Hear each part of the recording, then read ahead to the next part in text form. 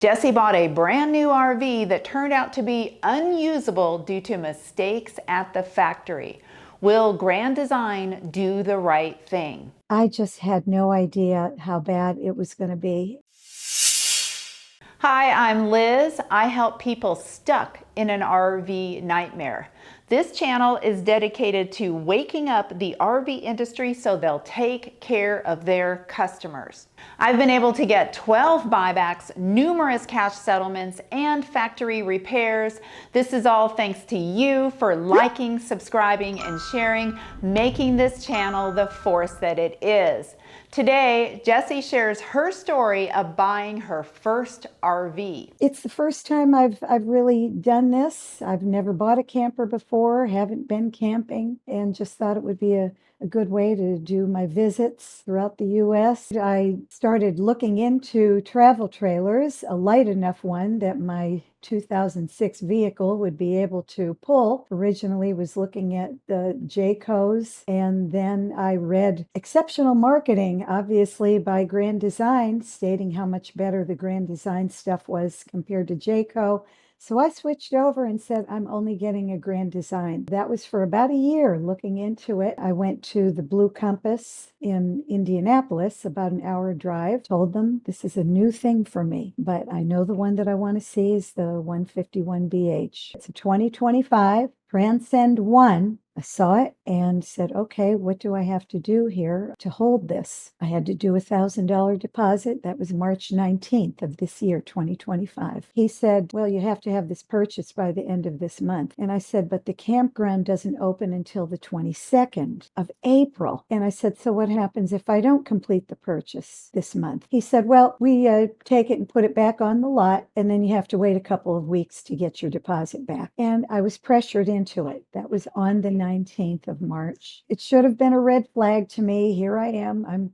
I'm just a senior citizen lady here, just venturing out on my own. On March 31st, when I was supposed to be completing this deal with them, I said, well, I'm going to go out and look at the travel trailer first. The sofa was slashed, and that's basically what ended up getting me in touch with Grand Design. One of their guys there at Blue Compass, he said, oh, that'll be replaced by Monday. Days later, I went up there, still not replaced. I was supposed to be picking it up on the 22nd of April. It hadn't been replaced yet. I called Grand Design, spoke with their customer service rep, also emailed them. The next day, it was Mr. Alan Smith, Consumer Affairs Manager of Grand Design, who was in touch with me on it. Well, then the batting of the ball back and forth.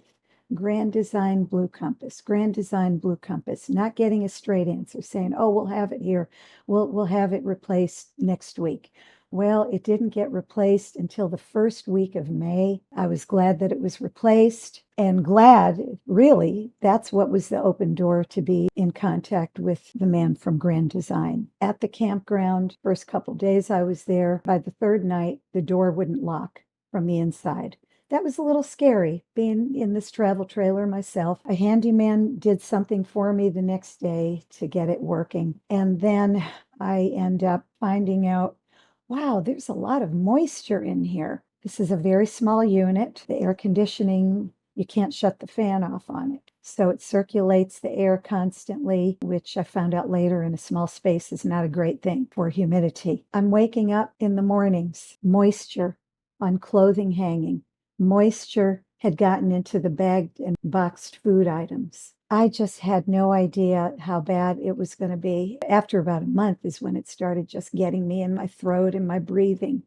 And I just said, this is ridiculous. This is absolutely ridiculous. I was in touch with Alan of Grand Design again, letting him know there's stuff going on here that doesn't seem right. Finally, he got a gentleman from YWC, their independent mobile RV tech services. I just thought it was the AC that needed to be checked out, because I couldn't imagine, why are you running an AC all the time and you're not getting rid of all this moisture? I had the analog thermometer that also had humidity on it.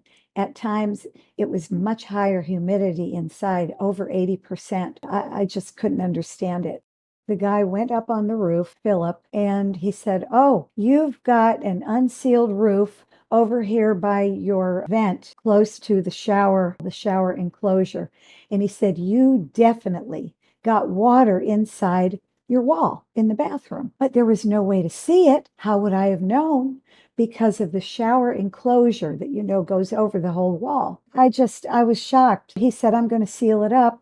He did that with his caulking gun, and that was on May the 27th. Later, I realized days later, wait a minute, if moisture got in the unsealed roof, where he also said there was additional concerns about the roof, it looked like a bulging seam and other things. I'm thinking, where is all of this moisture going? It's getting into the interior of the walls, and that's got to be the reason for all this humidity inside this unit. He said you should get a dehumidifier, which I already had a small countertop one. It wasn't powerful enough. It was getting filled and filled and filled a few times a day, and I had to just keep emptying it and emptying it. So I did get a full-sized one that took up much of the walking space. Keep in mind, this is only a 19-foot long total trailer. But I said, well, if it's going to make it healthier, that's all I can do. There were additional problems, even the lights in the ceiling, electrical hazard. Philip, when he was there, tested them. They were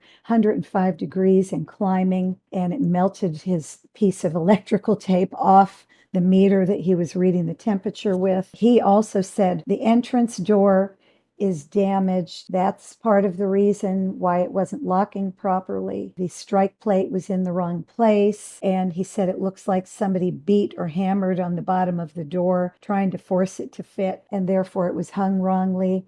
Also, he had to tighten up some of the gutter that was above it, that it was pulled down because of the door not being on correctly. And we've been back and forth with this with Grand Design, them saying, oh, we're going to have to get it replaced. I added on an extra month at the campground because I was expecting Philip would be coming back. He told me it would take a couple of weeks, supposedly, to get the new door in, and the door hasn't even been ordered. The humidity, even with this big dehumidifier, just did not get any better. I had water remediation people come out, and they said, well, the only way to find what kind of damage is done is for part of the wall, the exterior to be pulled out, the interior. I actually threw out clothing. I threw out food items, paper products. And I said, but I'm still staying in this at night. This is not healthy. This is not healthy for me. It's not worth my health. I've just had it. I've had fits with this thing. Started not feeling well, the breathing, the scratchy throat from all this humidity and who knows what else. By the third week of June, I was just fed up. I was done. I said, I'm going to a hotel. My health, paying with my health was not worth it. I already paid with money. Now paying with my health, it's not worth it. I went to the hotel toward the end of June. Turns into being quite a headache. I just say this is my grand delays. I had to cancel my travel plans because of Grand Design's grand delays on my situation with this. I just call it a grand defective lemon.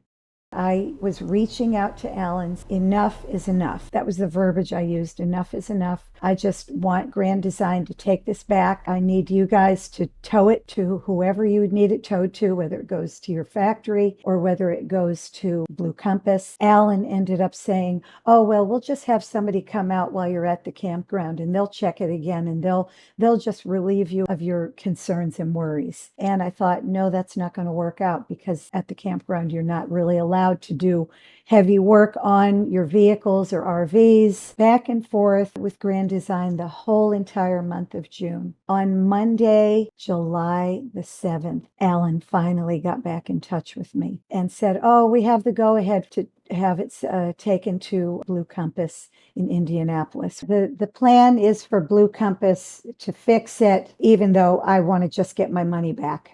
That week of July the 7th, they supposedly pulled it in and started checking it, working on it. Alan claimed that Blue Compass would be in touch with me. I don't know what they've done, but in one of his email communications, he was using verbiage, just basically saying, oh, things sound promising. You'll be reassured that there isn't any water damage. just so you have more peace of mind, we'll make sure that we also call water restoration company similar to ServPro out to check for any of the potential concerns. He just calls them concerns. He does not even admit that the service tech that he sent out in May stating water came in. Next time I'll know better that you really need to go ahead and have an inspection. That's actually what Philip mentioned to me. And I said, what about a brand new one? He said, yes, you have to have them inspected because of the way they're made these days. It's low quality standards. And when they're rushing them out, doing all of their piecework, it doesn't make for good manufacturing practices. I think if I would have had a friend with me rather than just going out on the fly, I say be accompanied by someone. You need to step back and don't make an immediate decision. I was there for hours, so I guess I was worn out. Don't let people tell you that the problems are not there when you know the problems are there. Moisture in the unit definitely means there's something wrong. That means that rain obviously got in. If they're going to fix it up and resell it to someone, I get it. The repairs need to be done. So that's fine. But for me, what I just need to be refunded. I need to do a buyback. And he stated in an email to me, we are not doing any buyback at this time, nor are we giving you a replacement. And I asked about, what about the extra time that I'm paying for at a hotel? Oh, we're not going to reimburse for any of that either. I just want the money back on this. I just want my refund. I need the refund. That's it. This is not my first grand design case. This is probably number 6. In every one, they respond right away, and they have even responded with doing a buyback. So in this case, nothing. That is so unusual. In fact, just 5 minutes ago, I resent all the emails I sent to the top people at Grand Design. I've actually owned a couple Grand Designs, and I can say that they are generally very responsive.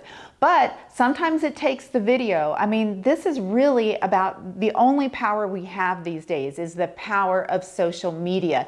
So it might be up to you doing your magic by liking, subscribing, and sharing, pushing that video out there to get them to sit up and take notice. What do you think Grand Design should do for Jessie? Let me know in the comments, and I will be back with an update.